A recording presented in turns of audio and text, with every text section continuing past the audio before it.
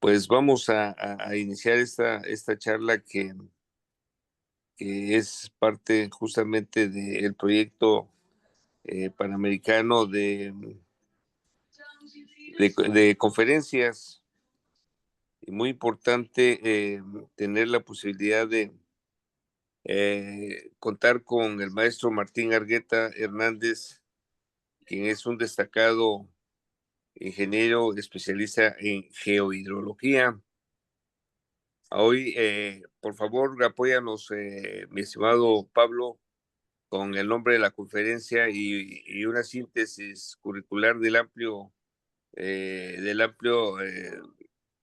trabajo que ha desarrollado el maestro Martín Argueta. Con gusto, ingeniero. Buenas tardes y bienvenidos. El maestro Martín Argueta Hernández es especialista en geología, con más de 200 proyectos realizados en sectores público y privado. Ha ocupado cargos técnicos y directivos en la Comisión de Aguas del Valle de México y el Servicio Geológico Mexicano. En la iniciativa privada ha trabajado con instituciones como Conagua, CFE y la Sedena, así como empresas, entre ellas BMW, Grupo Peñoles y Grupo México, promoviendo el monitoreo automatizado de acuíferos. Ha sido académico de la Escuela Superior de Ingeniería y Arquitectura, Unidad Ticomán del Instituto Politécnico Nacional, Universidad de Guanajuato y actualmente profesor de posgrado de la Universidad Nacional Autónoma de México. Ha impartido capacitación a organismos nacionales e internacionales, es consultor y distribuidor en México de Vanescent Instruments, Países Bajos, y es miembro activo de la Asociación Hidrológica Mexicana, donde también fue presidente de la Sociedad Geológica Mexicana y actualmente tesorero de la Unión Mexicana de Asociaciones de Ingenieros. Es también asesor de la Organización Meteorológica Mundial, ONU. Y nos va a impartir el día de hoy la conferencia La geohidrología y las nuevas técnicas de investigación como apoyo para una mejor gestión. Bienvenido, maestro, y es todo suyo, el foro. Ok, gracias Pablo y gracias al ingeniero Marco Méndez por la invitación y a todos los asistentes el día de hoy, pues la verdad agradecemos su presencia. Y pues cuando me comentaron de la plática, se le puso el nombre que el título que acaban de escuchar. Sin embargo, con el transcurso de los días y sabiendo que van a estar presentes algunos colegas de otros países, consideré que era importante el incluir algún aspecto general sobre cómo manejamos el agua subterránea en México, simplemente como dato tanto histórico como de la forma en que lo hemos venido realizando, para bien o para mal, que en mi opinión personal tiene mucho de positivo. Y hay algunas cosas que se deben corregir como siempre ocurre, pero creo que se tiene una buena plataforma en el manejo de, de la parte de aguas subterráneas y pues simplemente estoy incluyendo algunos temas que para varios de los asistentes van a ser o resultar muy obvios, pero me parece que resultan interesantes para tener un contexto de por qué estamos promoviendo estas nuevas tecnologías que no se basan únicamente en el uso de algo por usarlo, sino que tienen un fundamento no solo técnico, sino de soporte para contar con datos y que la autoridad o el interesado tenga elementos para las mejores decisiones. Entonces, ese es el contexto que le di a la presentación, independiente del título. Y bueno, pues si les parece, vamos a comenzar a ver si me dicen, por favor, si ven la presentación. Sí, maestro. ¿Sí? ¿Se ven? Bien. Voy a apagar mi cámara porque en ocasiones ya sabemos que se nos da un poquito de... no sé dónde está. A ver. No sé, no se ha apagado. Simplemente porque aquí ya va a empezar a llover en el Estado de México y cuando llueve nos da problemas el agua y se nos va un poquito la señal. Pero ahorita déjenme ver cómo lo hacemos aquí.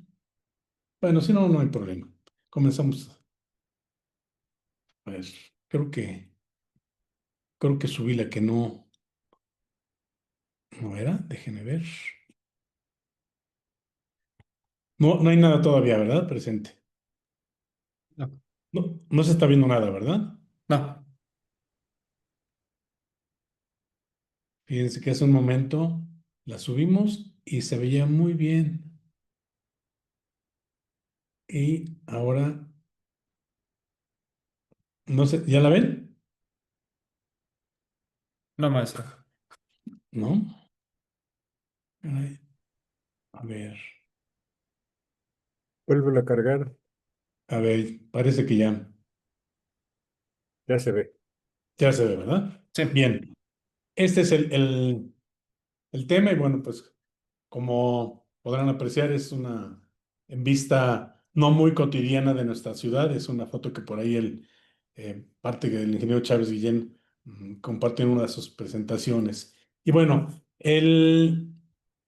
la presentación la tengo contemplada en 10 puntos.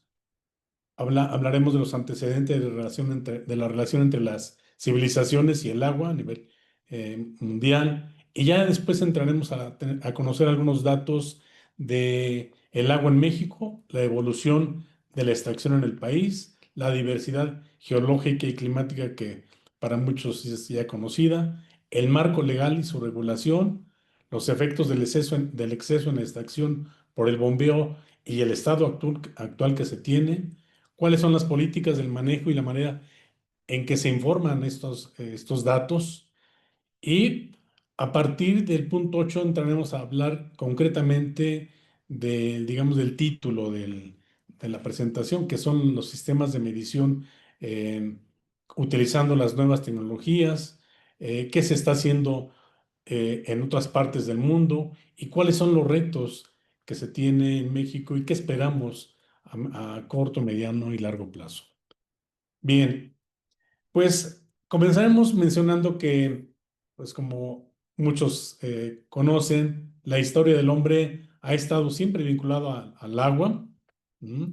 Y así tenemos que desde las antiguas civilizaciones, hablamos de los egipcios, los chinos, los hindúes, todos se establecieron en lugares en donde existía principalmente agua superficial, ¿m?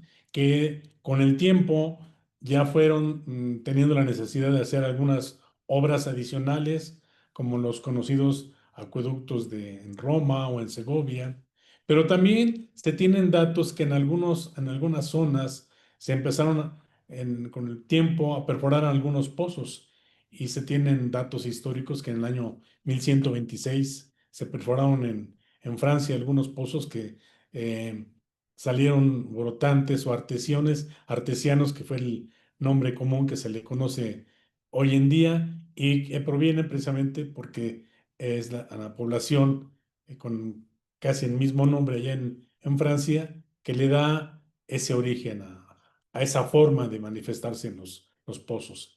Y también en Francia, en 1841, se tienen reportes de pozos que se perforaron hasta 548 metros de profundidad, es decir, que con la historia del hombre se vio en la necesidad de estar recurriendo a el agua subterránea cuando ya por algunas razones el agua superficial ya no era suficiente.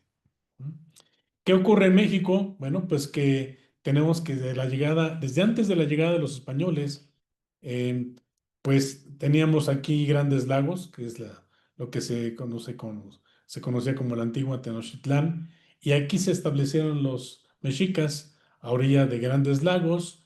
En la mayoría de ellos tenían agua dulce, que se ubicaban principalmente en la zona centro y en el sur, o sea, Xochimilco, Jico, ahí era agua dulce, pero también había lagos con agua salada, como el de Texcoco.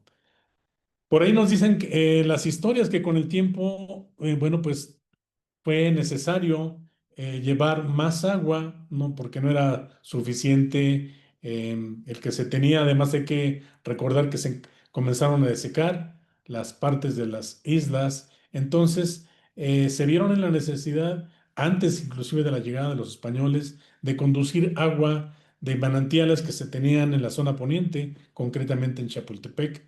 Se habla también que en sus inicios eran conductos subterráneos, tipo canales, y que posteriormente la necesidad fue originando a que se construyeran acueductos. El que hoy conocemos como todavía el Salto del Agua es un vestigio de esas construcciones. Entonces vemos cómo a medida que el hombre va creciendo en el número de pobladores y las propias necesidades, se tienen que recurrir a buscar nuevas fuentes de abastecimiento porque las superficiales ya no eran suficientes. Y así entramos a- al siglo antepasado, ¿m? En donde, como mencionaba, el crecimiento de la población, la propia actividad agrícola y la industria conllevan a que se requieren más fuentes bueno, más volúmenes de agua, y así comienzan a buscarse almacenamientos o a la propia extracción. Uno de los más antiguos es la que aparece aquí en el recuadro izquierdo, en donde se reportan la construcción de chultunes, que no son otra cosa más que unas excavaciones tipo botella en el subsuelo en la región de Yucatán, en donde, en donde, pues aquí en la parte de arriba había una captación más reducida, tipo botella, y bueno, pues en la parte de abajo se almacenaba el agua para los tiempos en donde no tenían precipitación. Eso era, se construía en donde no había cenotes, porque bueno, pues donde había cenotes no había problema. Aquí donde no había, era el tipo de construcciones que se hacían, y eh, ya comienza la necesidad en la parte centro del país, principalmente, pues como era de esperarse, Guanajuato, en Puebla, en donde se tienen reportes ya de algunas extracciones de obras someras, norias, y ya a inicio o a mediados del siglo pasado, en Monterrey principalmente, se inicia la búsqueda de agua subterránea a través de la perforación de pozos profundos, pero todas ellas tienen como objetivo el suministrar agua, y no importaba la calidad, solo la cantidad. Entonces, pues es parte de lo que históricamente tenemos aquí en México, y que bueno, pues pasa el tiempo y resulta que al tener nosotros un país con 2 millones de kilómetros cuadrados y con una división política en 32 estados y con un crecimiento extraordinariamente desproporcional en la población, porque aquí vemos cómo desde 1910, perdón, teníamos 15 millones de habitantes; para 1950, casi 29 millones, pero resulta que para 1990 ya tenemos 81. En el último censo que se realizó, ya éramos 126 millones de habitantes, y se estima que en el 2025, que se está teniendo todavía algunos datos por ahí en estudio, se estima que habrá 133 millones de habitantes. Entonces, ese es algo que sí ha venido a generar una necesidad muy fuerte de abastecimiento de, de agua, básicamente por toda la parte que, que se tiene. A ver, déjenme ver aquí. No me da. Ah, ya está. Y bueno, tenemos aquí algo interesante, que hay algunos datos que empiezan a llamar la atención, y se observa cómo de 1950 al 2015 la población, como se mencionaba hace un momento, se cuadruplicó y pasó de ser mayoritariamente rural, que era del 57%, a ser predominantemente urbana, un 77%.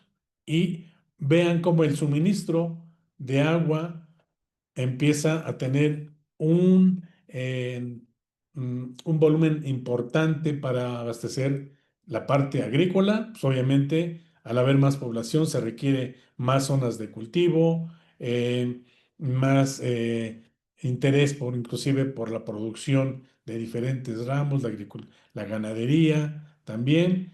Y bueno, pues la industria, que no es un rubro muy, digamos, destacado en requerimientos de agua subterránea, pero que bueno, pues también hay que darle abastecimiento. Y comenzamos a tener algunos datos importantes que al cabo del tiempo vienen a ser un factor que ha hecho que se intensifique más en la extracción. ¿A qué me refiero? Me refiero al tipo de riego. El tipo de riego que se ha venido utilizando desde tiempos inmemoriales ha sido el rodado, en donde pues las pérdidas por evaporación, etcétera, son muy fuertes. Esta fotografía es del centro del país. Sin embargo, la de la derecha es una fotografía de Mexicali, en donde tenemos en verano temperaturas de 40 grados y la gente sigue regando de esa misma forma. Entonces, ahí vienen a sumarse factores para llegar a la situación que en los últimos 10 años hemos estado viviendo de manera más fuerte. ¿Qué se hace? Bueno, pues hay que comenzar a ver de dónde se puede extraer agua.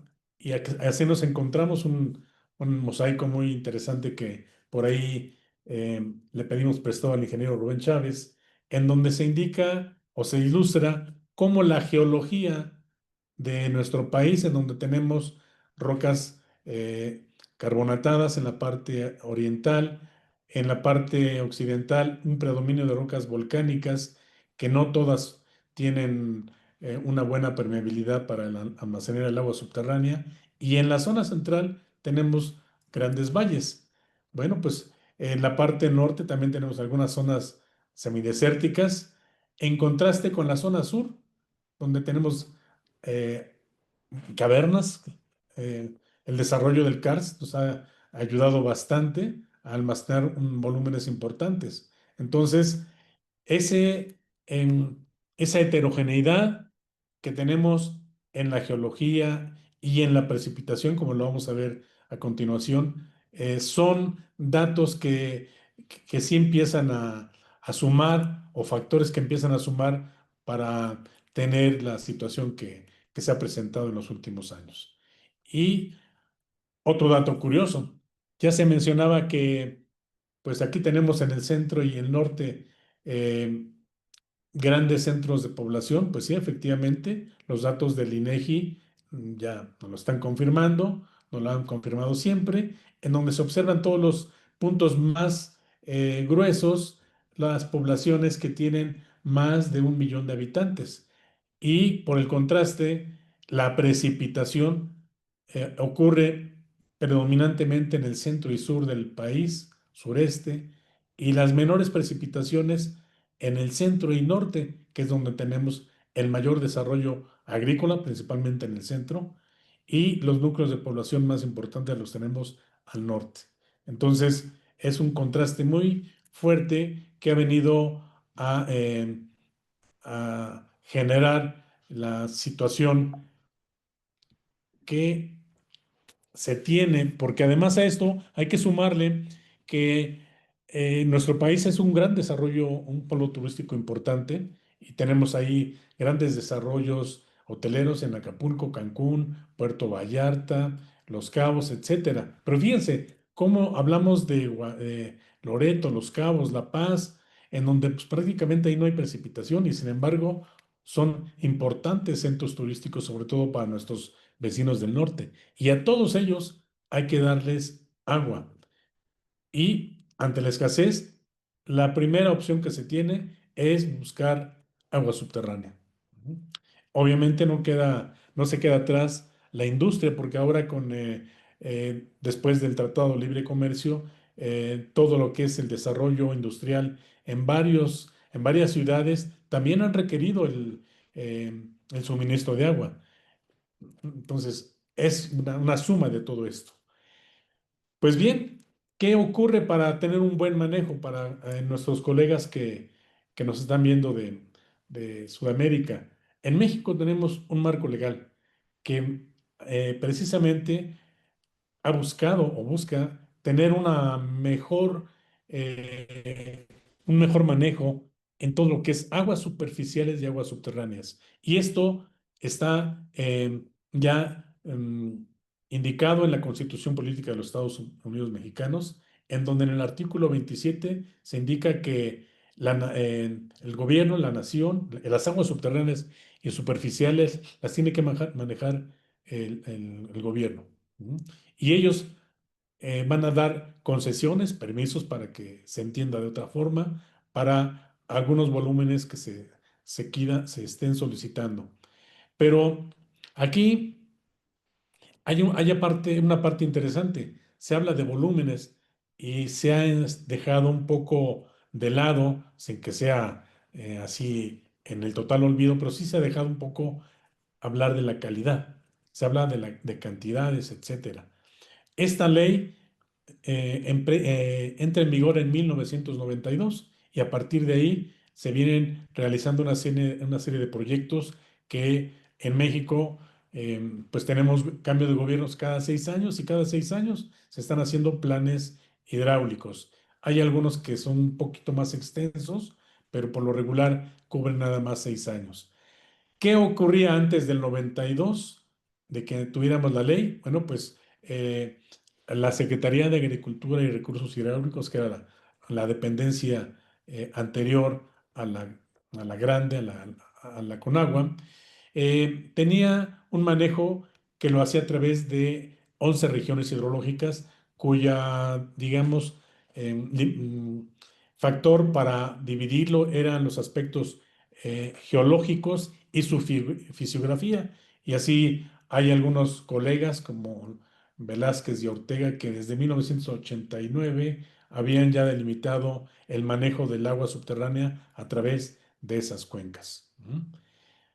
Sin embargo, la propia ley emite ya una división un poco más acorde y de fácil manejo o de un mejor manejo administrativo, y así es como surge la delimitación de acuíferos. Entonces, en nuestro país tenemos 653 acuíferos que, de acuerdo a los datos, no son los más recientes, pero de los últimos que se han manejado, se han publicado, se extraen 28,5 kilómetros cúbicos al año y con una distribución del 71% para el uso agrícola, el 22% público urbano, el uso industrial 4% y el doméstico y abrevadero 3%, que como se podrá ver sigue siendo predominante el volumen que se tiene para la agricultura.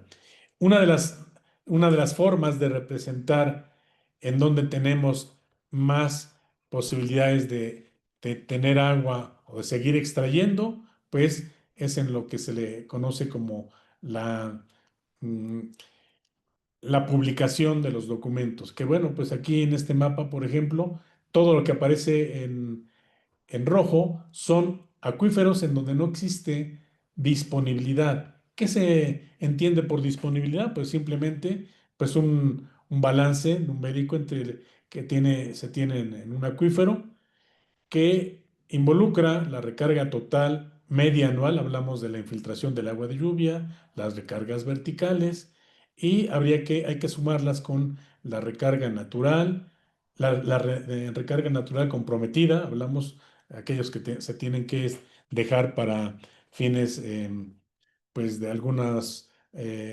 tránsitos de aguas abajo, o bien algunas zonas de humedales, etcétera, y el volumen concesionado a través del bombeo. Entonces, con estos valores se hace los números, sumas y restas a través de una norma que tenemos en México, que es la 011, y así vemos cómo empiezan ya en la actualidad a tenerse datos de cuál es el estado de los acuíferos con esta simple comparación de entradas y salidas.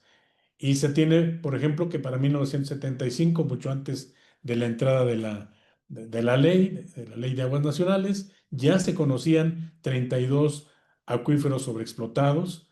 Para el 85 se incrementa a 80, en 2007 102 y en 2019 115. Es decir, la extracción, por todo lo que hemos venido platicando momentos antes, vienen registrándose ya un descenso en los niveles, porque al final de cuentas, pues se tiene que estar involucrando un volumen teórico que tenemos allá abajo, un volumen que, pues por más que hemos buscado en tener la mayor cantidad de información, pues siempre queda la duda de qué tan extenso, qué tan certero es ese cálculo, pero bueno, lo único que sí podemos ver con el tiempo es el reflejo de la extracción en los niveles de los pozos, que es digamos, el elemento fundamental que ha venido marcando el determinar el estatus de los acuíferos. ¿Qué ha generado también la extracción? Bueno, pues aparte de ese descenso en los niveles, pues la consecuencia de esos niveles son una serie de fenómenos que se tienen principalmente en la Ciudad de México, con este mosaico también que por ahí el ingeniero Rubén Chávez y otros colegas han generado. Y bueno, se ve como en la en lo que es el Ángel de la Independencia, tiene ya un desnivel sobre su alrededor de prácticamente 8 metros. Existen socavones en algunas partes también. Hoy en día, de hecho, en semanas anteriores se han presentado en el poniente y en el sur de la Ciudad de México también fenómenos de este tipo, pero ya son derivados de otros fenómenos que no necesariamente son sobre la sobreexplotación, pero bueno, hay que analizarlos con cuidado porque, bueno, pues intervienen en el agua en pocas palabras. Pero donde sí se tiene ya un efecto de la sobreexplotación por el propio asentamiento del subsuelo es en Querétaro, en Celaya, por ejemplo. Aquí se tienen estos eh, procesos que se han identificado y eh, digamos, lo que más llama la atención son estas fotografías en donde aquí estaba el nivel original del terreno hace muchos años. Esto me parece que está en Aragón. Y se ha dejado como un vestigio, como una muestra de qué tanto hundimiento hemos tenido en esa región. Y bueno, pues esta es una bomba, simplemente para que se tenga la referencia. Bueno, ¿cuál es el estado actual de toda esta situación? Bueno, pues que hoy en día se habla ya de 157, en el 2019 eran 115. El descenso, pues obvio, de los niveles en los pozos, que nos obligan a que se perforen pozos a mayor profundidad. Sin embargo, lo estoy poniendo en rojo porque se piensa que a mayor profundidad siempre vamos a tener más agua y eso no es correcto. Eso es simplemente una utopía en donde no siempre se cumple porque lo que nos va a dictar si tenemos o no más agua son las características de los materiales en el subsuelo, no la propia profundidad. En algunos casos, inclusive, también desdeñamos, hacemos a un lado la calidad. Y sin que sean muy profundos, algunos pozos, por ejemplo, en la zona metropolitana de Guadalajara, en donde recientemente se estuvo participando en algunos proyectos, pozos que antes estaban en 150 metros y con niveles en 100, a alguien se le ocurrió que para mayor seguridad había que perforar hasta 300 metros y tener una mayor columna de agua. Pues resulta que al perforar hasta los 300 metros, el agua salió con alta temperatura y con una calidad no apta para el consumo o el meterlo directamente a la red. Entonces, esa es una muestra de que no necesariamente el pensar un pozo más profundo significa que vamos a tener más agua, porque lo que dicta, como lo mencioné, son las características de los materiales que tenemos en el subsuelo. Algo más también que se presenta con la sobreexplotación de los acuíferos en las zonas costeras, obvio, es, pues desde luego, la intrusión salina. Y un ejemplo muy palpable es Hermosillo, actualmente también La Paz, no hay que olvidar, La Paz tiene un problema muy similar. Pero también se han detectado, ya me fui muy rápido, 32 acuíferos que tienen problemas de mala calidad de acuerdo a la NOM 127, porque aquí, para nuestros amigos de Sudamérica, tenemos una norma que nos indica las características físico-químicas y bacteriológicas que debe tener el agua para un consumo directo. Y esta norma nos indica que en 32 acuíferos en particular, el agua está fuera de esos límites. Entonces hay que darle un tratamiento. Se tienen, bueno, pues acuíferos por hundimiento, como ya lo mencionamos, que se han identificado en México, Querétaro, Celaya y en Aguascalientes sobre todo también. Se tienen problemas con arsénico y problemas con flúor en 21 zonas. Y bueno, pues estas son algunas de las noticias de los últimos años. Esta es de hace como 5 años, en donde ya se decía que bajan acuíferos, pero aumentan las concesiones. Y bueno, pues resulta que nos alcanza la pandemia y en el sector salud nos decía que teníamos que tomar agua y que lavarnos las manos varias veces al día, pero resulta que cuando se generaba esa situación, pues en un estado como que ya tenía problemas como Guanajuato, creció en ese momento un 33% el consumo de agua. Entonces, pues, ¿y todo de dónde venía? Del subsuelo. ¿Qué se hace entonces para las políticas de manejo y la manera de informar? Bueno, la autoridad, como mencionamos, utiliza la publicación de los acuíferos para estar pues reportando si hay disponibilidad de acuerdo al esquema que mencioné hace un momento, y saber si existe la posibilidad de dar más concesiones para extraer más agua. ¿Mm?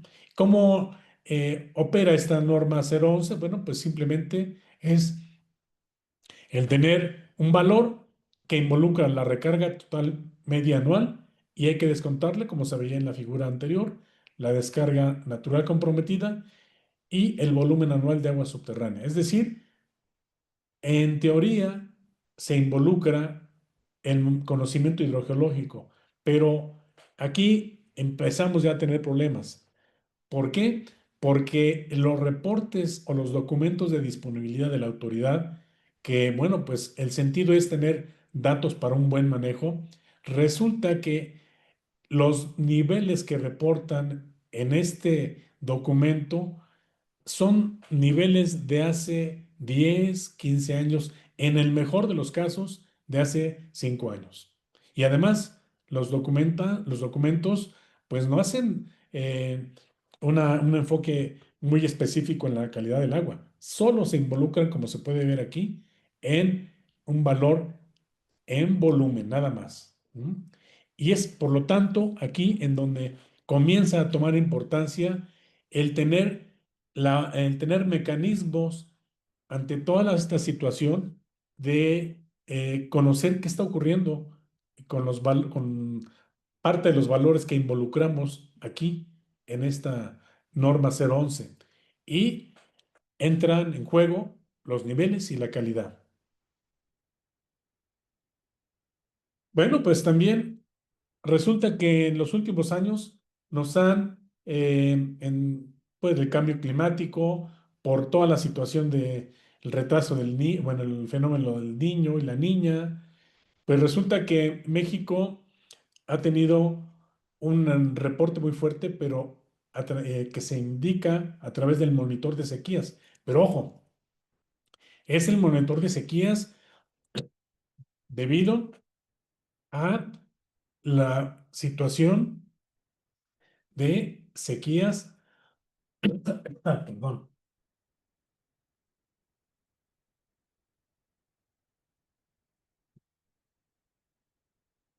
donde tenemos nada más el registro de sequías como tal, es decir, tenemos precipitaciones o no, que no significa, y eso es algo que sí es oportuno mencionar, no significa que de inmediato Esto se refleja en tener un mayor volumen de agua en los acuíferos, porque eso no es cierto. La precipitación, por muy fuerte que sea,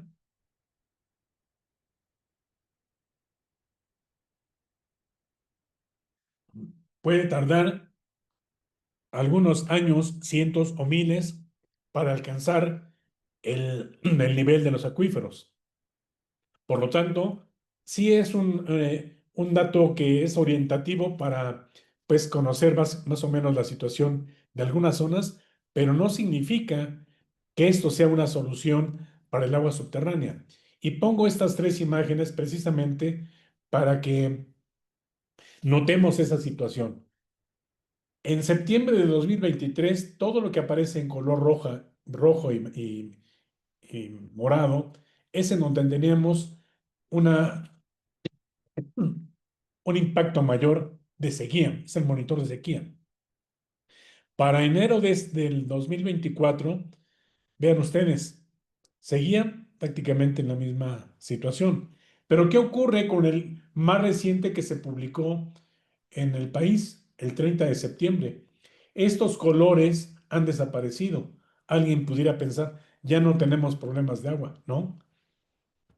No hay que confundir el monitor de sequías con las condiciones del agua subterránea, porque aún con estos datos fantásticos en de las precipitaciones de las últimas semanas en el país o del último mes, no significa que tengamos un alivio en los acuíferos.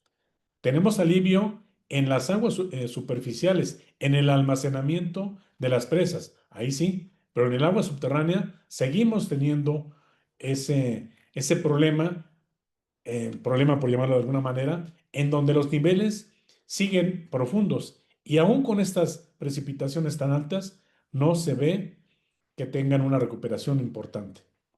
Y es, por lo tanto, aquí donde tenemos que estar entendiendo qué ha provocado el que tengamos esa situación en las aguas subterráneas, pues simplemente de manera ya de resumen, lo que ya se ha mencionado, el abastecimiento, se ha tenido que seguir teniendo para todos, para los diferentes usos, ¿no?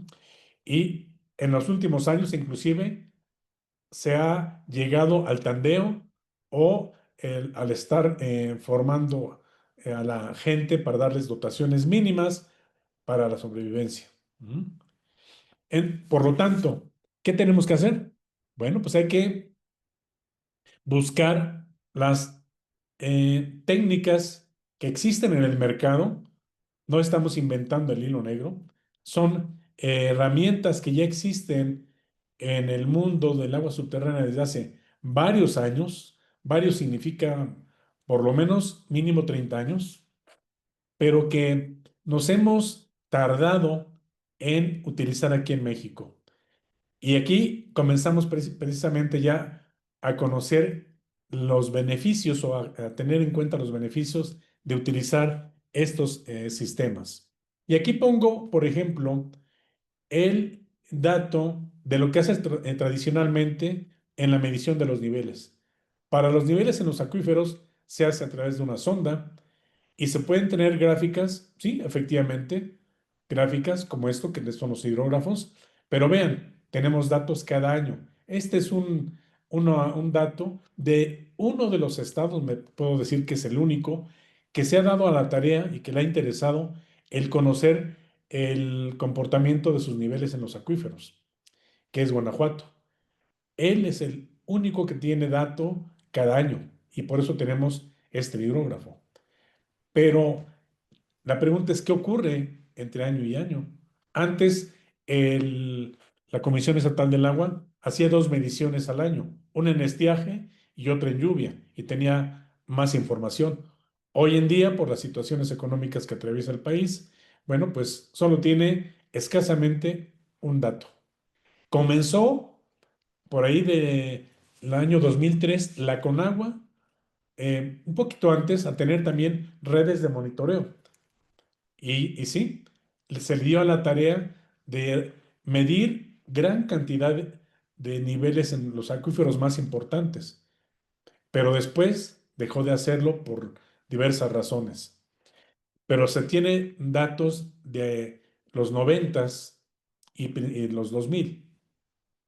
En la parte de automatización, la Conagua comenzó a tener ese interés también por ahí del 2002, 2003, instrumentando el primer acuífero que fue Allende Piedras Negras. ¿Mm? Y después, por razones económicas también, pues ya no pudo avanzar más.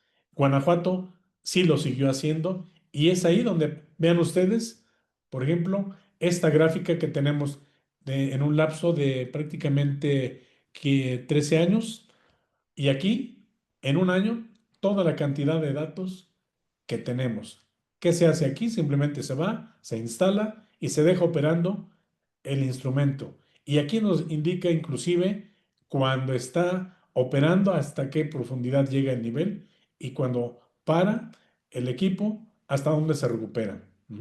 Entonces, esas son de las ventajas que tenemos al usar los sensores o divers que se le conocen comúnmente. ¿Cómo operan estos equipos? Bueno, su operación es muy sencilla. En el pozo, hablamos de un pozo de monitoreo, algo que no existe en México de manera regular.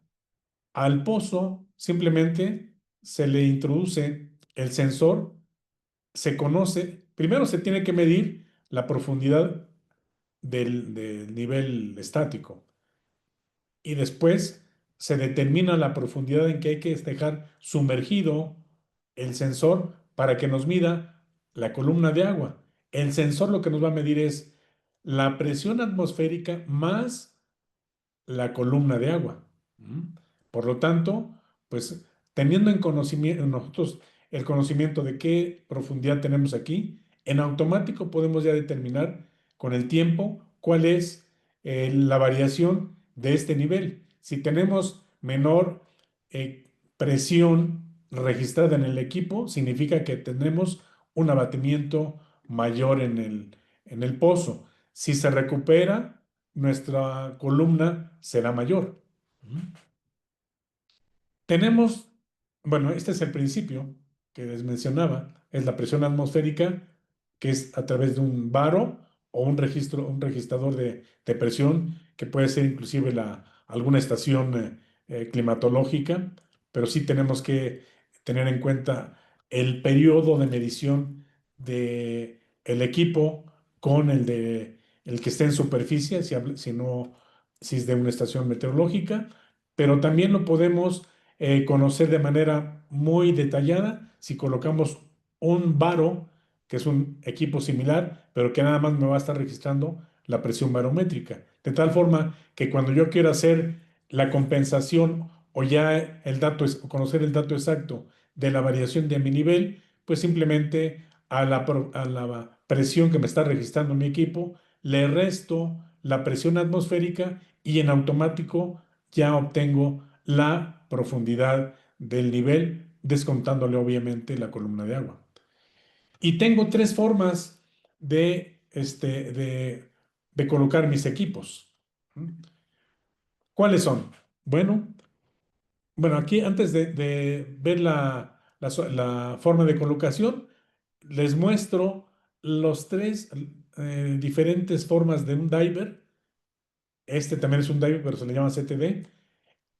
Por ejemplo, el de la izquierda, ese me permite conocer, es de acero inoxidable, la carcasa es de acero inoxidable, y puedo programar para que me dé lecturas desde medio segundo hasta 99 horas espaciadas.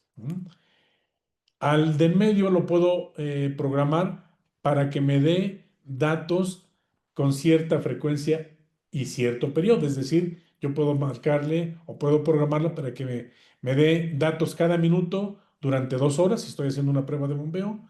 Y después que me haga más espaciada la información, puede ser cada hora, en las siguientes 72 horas. Entonces puedo programarlo de esa manera. El de medio, este de aquí, se le llama Cera Diver. Su composición es de cerámica porque este es ideal para utilizarlo en zonas donde tenemos problemas de aguas de mala calidad, aguas en las zonas mineras, etcétera. ¿Qué me va a registrar? Estos cuatro: temperatura y el nivel a través de la columna de agua. Este de la derecha, este CTD, además me va a estar registrando la conductividad. Esto es muy útil para zonas costeras y para zonas en donde tenemos el interés de conocer la variación de los sólidos totales. Puedo hacer inclusive registros de calidad con este. Y decíamos que hay tres formas de instalarlos. El más sencillo es, le pongo un cable acerado o un hilo de pesca y tenemos este orificio de acá arriba y ahí lo sujeto. Bueno, cada ocasión que yo quiera sacar la información registrada, tendré que extraer el diver de donde lo tenga colocado y listo. Lo pongo sobre un lector óptico y todo el historial de datos lo puedo conocer. La segunda forma, no quiero extraer el sensor, lo puedo dejar sumergido y solo le coloco un cable de comunicación directa como este, cuyo extremo, uno de los extremos va a estar en superficie y cuando yo vaya a campo puedo extraer la información. El CTD, como ya mencioné, hace las mismas funciones de almacenar datos, pero a este se le puede inclusive adicionar la conductividad eléctrica. Decíamos que en México no hay pocos sitios donde se construyen pozos de monitoreo, por lo que, perdón, eso de los cambios de temperatura no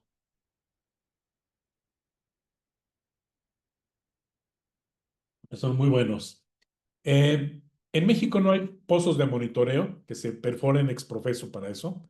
Por lo tanto, tenemos que hacer las adecuaciones.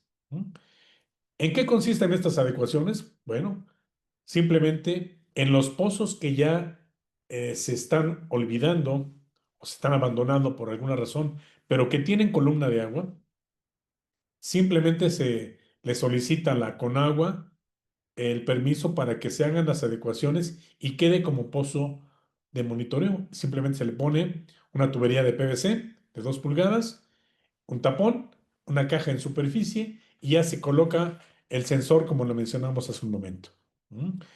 Así quedarían. Son ejemplos de lo que se tiene en Guanajuato. Que tienen en algunos puntos la necesidad de monitoreo y tienen bomba, también se pueden instalar. ¿Qué se hace? Aquí es más laborioso. Hay que extraer la bomba, hay que colocar desde donde comienza la bomba, propiamente desde aquí, desde la punta, se le pone una manguera de 2 pulgadas, se baja la bomba, a la manguera se le hacen algunas pequeñas perforaciones para que tengamos comunicación hidráulica ahí, y el resto del cable va dentro de la manguera de 2 pulgadas o pulgada y media, y el resto del cable lo ponemos en una cajita y lo guardamos en una parte para que quede bien resguardado. De esa manera, tenemos instalados sensores de nivel en pozos sin equipo y en pozos con equipo. O sea, no es limitativo. ¿Qué se ha hecho en México? Bueno, pues aquí tenemos un mapa donde se indica con el color más claro en donde hemos realizado trabajos o hemos instrumentado pozos para las industrias, para el sector gobierno o para algunos proyectos. Entonces, como ustedes podrán ver, hay una gran cantidad de equipos que se han instalado. También en proyectos para la CONAGUA, por ejemplo, en Tijuana y en San Luis, Río Colorado, se han utilizado, pero donde más se instalaron fueron en Guanajuato. Y aquí tenemos el esquema de todo el estado de Guanajuato, sus acuíferos y en puntos rojos todos los puntos de monitoreo y tenemos en todos los sitios el registro del comportamiento de los niveles. Entonces, como podrán observar, es de gran ayuda. Sin embargo, la tecnología sigue avanzando y lo más reciente es la telemetría. ¿En qué consiste esto? Bueno, se coloca el diver, como se ilustra aquí, pero en la parte superior del pozo se le pone esta caja, que es un diver link, que contiene un sistema que toda la información que transmite el cable lo manda vía datos a un portal y ese portal nosotros lo podemos operar desde la oficina. Es decir, yo puedo conocer hoy en día o en este momento el nivel que está registrándose en cualquier punto que yo haya instrumentado. Y precisamente eso es lo que vamos a hacer en este momento. Esto es un ejemplo un proyecto que se está haciendo en Zacatecas a través de un proyecto que se le llama Aguas Firmes. ¿Mm? Y el sistema, el hub, me indica, ese es el portal ya, todos los puntos que yo estoy monitoreando. Es el acuífero de Calera y esta es la distribución. Aquí está la nomenclatura de todos los pozos. Al darle clic, me manda, bueno, aquí no lo tengo que salirme porque no sé si lo están viendo. ¿Están viendo Sí, el acceso? Sí, ¿verdad?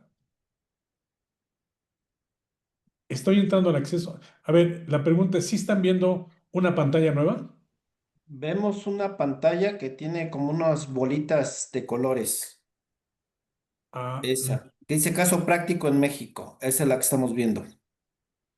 fíjense que entonces es que mm, yo sí puedo, estoy accesando, de hecho, al portal en este momento, pero creo que no sé cómo sale para ustedes.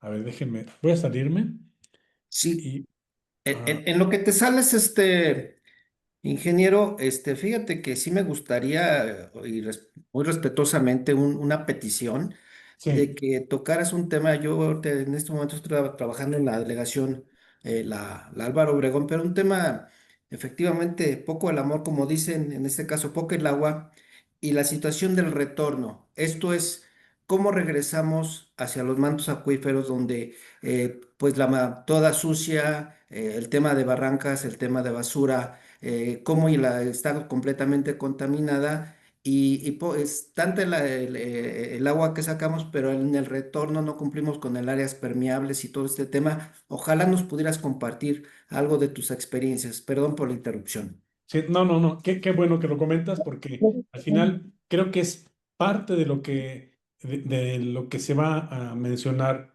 ya en la parte de conclusiones, que se tiene que hacer. ¿Mm? Qué bueno que lo comentas. A ver, entonces, no pueden ver, ¿verdad? El portal. No, no lo No, vemos. ok, entonces vienen, voy a seguir mejor aquí. No, porque se entra a este link, cuando yo entro al link, ya lo abrí, pero no lo puedo transmitir. Eso es desafortunadamente. Lo que voy a encontrar es esto. Voy a encontrar esta parte de aquí. Son puntos de monitoreo, en donde yo le doy clic a uno de estos puntos, al que sea, y me va a descargar esta información, que es la pantalla que ustedes veían. ¿Mm? Yo ahí puedo ver todo el registro y los datos que tiene almacenado mi sistema. Este es otro de las pantallas que yo puedo. Es un portal, es un hub. Y ahí puedo yo conocer, por ejemplo, aquí que fue uno de los últimos que tengo de las fotos. Ven aquí, me dice que la última comunicación fue el día 26 de junio del 23. Obviamente esto es un dato de otra presentación, que ya tenía. Yo lo que quería era mostrarles el día de hoy cómo entró al portal, pero bueno, por incompatibilidad de los sistemas no puedo. Pero aquí me reporta, por ejemplo, el sistema que el pozo en esa fecha tenía 118.23 metros de profundidad. Eso es lo que me da el sistema. O sea, es muy bondadoso. Ujú. Bueno, sin entrar en detalle, aquí existe la forma de estar evaluando cuánto puede costar desde uno hasta más pozos en función de la forma en que yo quiera recuperar la forma e inclusive hasta la telemetría. ¿Mm? Aquí está, por ejemplo, el costo por proyecto. Esto está en dólares. O sea, realmente no. Si alguien tiene algún comentario detallado, lo podemos conocer para no detenernos básicamente. Bien, ¿qué ocurre entonces? Vamos a ver ahora la otra parte. Ya dijimos lo de los niveles, por lo tanto, en resumen, existen técnicas que nos pueden ayudar a conocer los datos de la evolución de los niveles sin necesidad de ir nosotros cada mes a campo. Con una inversión realmente no muy sustancial, se puede tener información de un acuífero o de una zona en especial. ¿No? Y de manera inclusive con telemetría. De hecho, como como paréntesis, debo mencionar que sí, hace como 7 años la propia Conagua estuvo haciendo ya un intento por tener datos eh, mm, de esta forma, pero por cuestiones políticas, que no entraré en detalle, se desechó el proyecto y bueno, pues los documentos que mencionamos al principio se siguen publicando con información de hace 10, 12 años. Pero bueno, entremos ahora a la otra parte que nos interesa conocer, la calidad del agua. Y eso creo que por ahí puede ser también parte de la respuesta del ingeniero Yáñez que mencionaba hace un momento. ¿Cómo podemos conocer la variación de la calidad en el acuífero?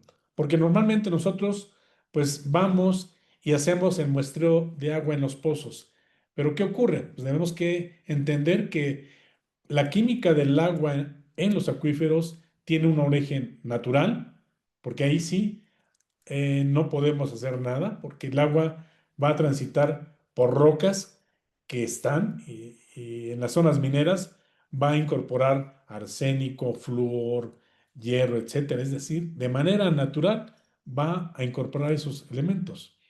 Pero hay otros factores que son los antropogénicos que eso sí son responsabilidad de nosotros como seres humanos.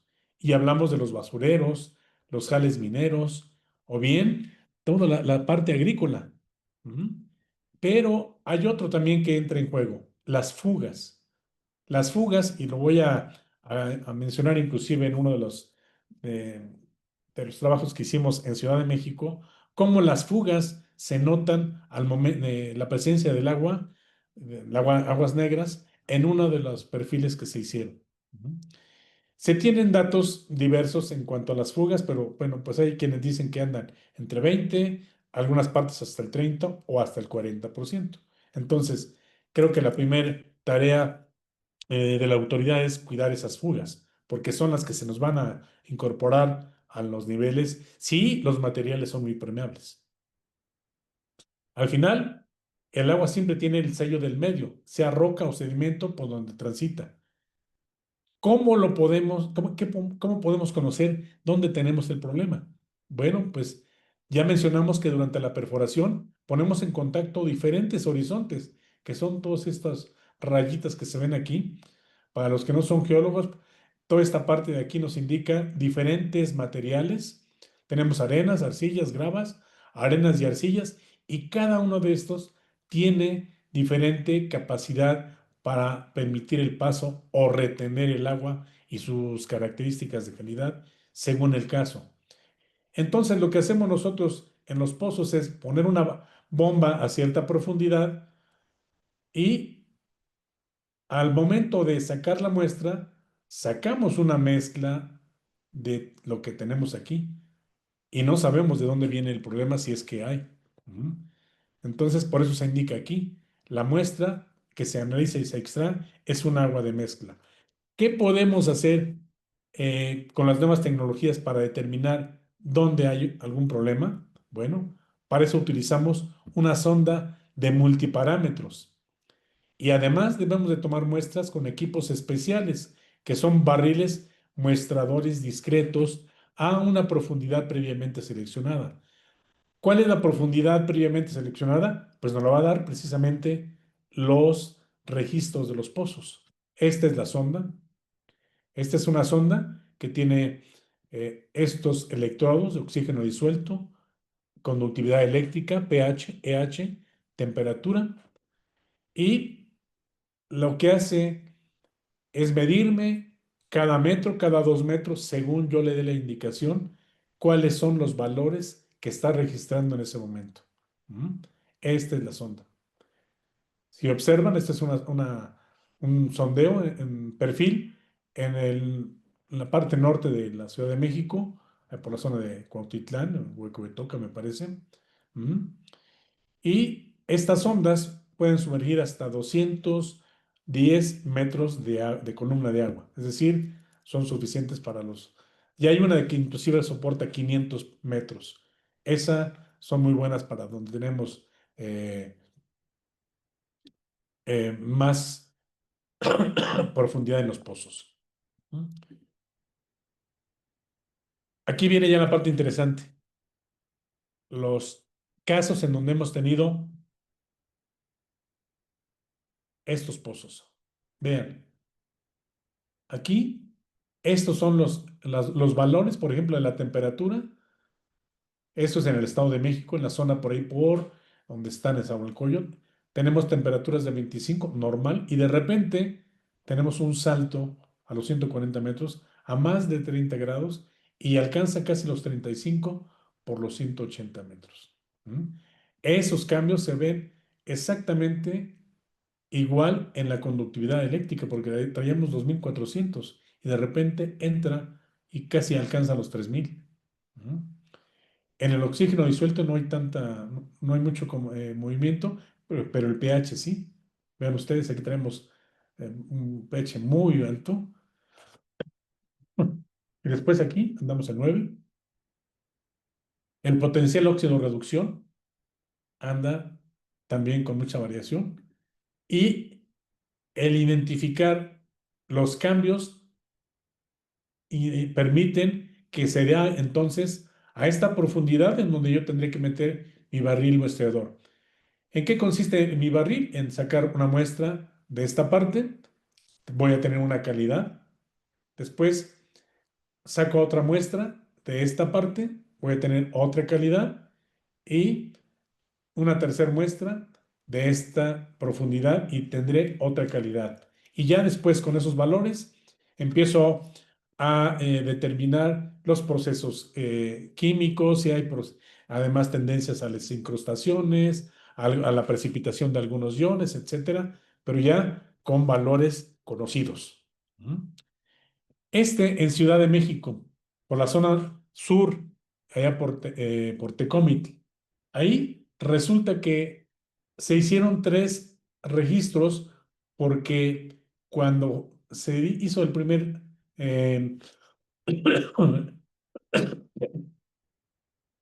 perfil, se tuvieron estos datos, pero no eran muy convincentes y los valores de conductividad no correspondían a un pozo en esa zona. 4000 microsiemens no corresponden. Entonces, se le dijo a la autoridad que algo estaba pasando. Ellos investigaron y resulta que no le habían dado el suficiente tiempo de desarrollo, porque este era un pozo nuevo. Por lo tanto, se identificaron anomalías en esa zona. Se hizo un segundo registro y ahora los valores resulta que andaban pues también un poco arriba. Y es aquí en donde se vio que parte de estos valores tan altos de conductividad provenían de las descargas de aguas negras que tenían en la parte alta. O sea, esto permitió conocer esa parte. Se hizo un pequeño tratamiento, se hizo un lavado, una revisión. ¿Sí bajaron los valores de conductividad? Sí.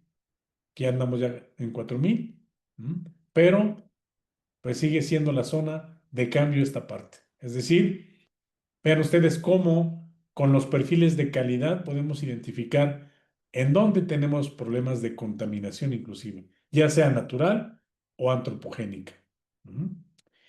Cuando tenemos oportunidad de realizar bastantes perfiles, pues vean ustedes, esto es en el acuífero de Doctor Mora en Guanajuato, podemos ver el entorno y los cambios en varias zonas. El comportamiento, como era de esperarse, es diferente.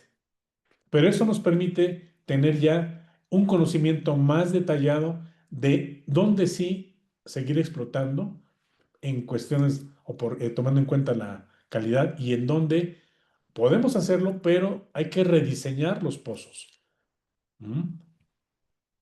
Un último, en donde tenemos la parte integral.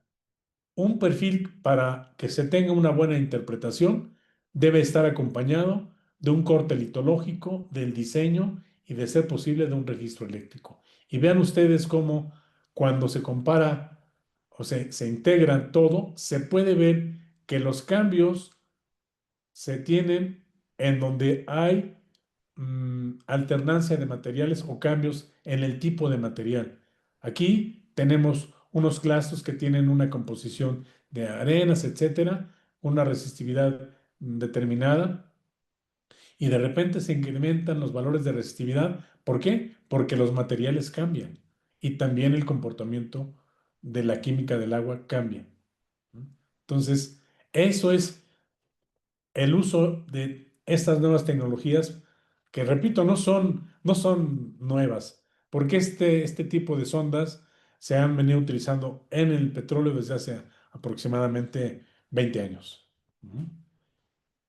Bueno, algunas conclusiones: al analizar del agua en la vertical se identifica la ubicación de los horizontes problemas y permite realizar un mejor diseño del pozo en función de las condiciones locales. ¿Qué beneficios se pueden tener? Se puede seguir operando un pozo o una zona, mejorando la calidad. Hay ahorros económicos porque se evitan nuevos pozos y la construcción de plantas de tratamiento. El caso del que mostramos de la zona sur de la Ciudad de México, ya tenían el pozo y por cuestiones sociales tuvieron que instalar también una planta de tratamiento. Es un agua muy costosa que se está teniendo. Y bueno, se minimizan problemas de salud y los sociales, y hay que considerar siempre la calidad del agua para el manejo de los acuíferos. Ahora, decíamos que no estamos descubriendo el hilo negro, y es cierto. ¿Qué se está haciendo en el caso, por ejemplo, del monitoreo con los sensores, con los divers? Un ejemplo, Países Bajos, que es uno de los que ha tenido un avance muy importante en esta tecnología de monitoreo. En 1870 fueron las primeras observaciones del nivel del agua subterránea de manera manual. En 1950 se obligó ya a las empresas a medir el agua. Y en 1980 ya se tenía una red muy bien definida. Antes del año 2000 había mediciones manuales cada 14 días. Pero a partir del 2000 ya se hacen mediciones automáticas por las compañías. Y también se utiliza ya la telemetría. Este es un ejemplo, este es el país de estos Países Bajos. Todos los puntos es donde existe una red de monitoreo. Obviamente alguien pues va a decir, los recursos y las situaciones son diferentes, sí, pero la visión de manejo y de tener datos creo que no debe estar necesariamente peleada con los recursos, porque ellos, y como vamos a ver otros ejemplos aquí en nuestro país, sí hay un recurso importante, una erogación importante al inicio, pero después los beneficios son muy altos. Y esto que les mostré en México es lo que ellos tienen allá. Lo que se tenía en Calera, ellos lo tienen allá. Otro ejemplo de que se está haciendo algo más cerca, en Los Ángeles. En Los Ángeles, este es un proyecto en los que varios colegas participamos. para la Conagua. Se hizo un proyecto en la ciudad de Tijuana y al momento de presentar con la contraparte en Estados Unidos, nos dieron pues esta pequeña muestra de lo que ellos ya hacían allá. Y este proceso de lagunas de infiltración para la recarga de acuíferos se hizo utilizando este tipo de procesos del tratamiento del agua, pero en las lagunas se llevaba un monitoreo automatizado para saber si efectivamente estaba siendo eficiente el sistema o no. Y el proceso sigue operando hoy en día. ¿Mm? ¿Qué es lo que hacían ellos? Pues simplemente, bueno. Ay, ay, ay. No, perdón, no puse la parte. Todo eso estaba automatizado, pero bueno, no pasé la forma correcta. ¿Qué se requiere hacer en México a corto, mediano y largo plazo? Bueno, aquí viene ya la parte interesante. Lo he resumido en que se tienen que tomar acciones conjuntas con la participación de la sociedad, investigadores y autoridades. Hay que usar todo eso de forma eficiente. En el caso de los usuarios, cambios en las técnicas de riego.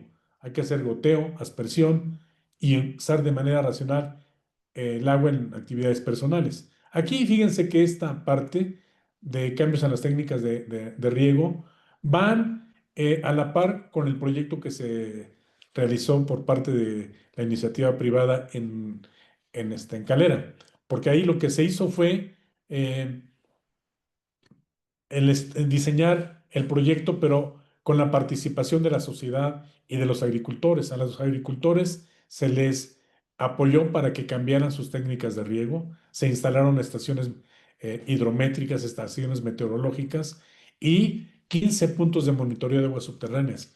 En varios de ellos ya se está viendo cierta recuperación, pero no porque el agua esté llegando allá, sino simplemente porque están extrayendo menos agua a los agricultores al tener un mejor sistema de riego. Y eso ayuda a los niveles de los acuíferos. En las autoridades, aquí hay que resaltar algo muy importante.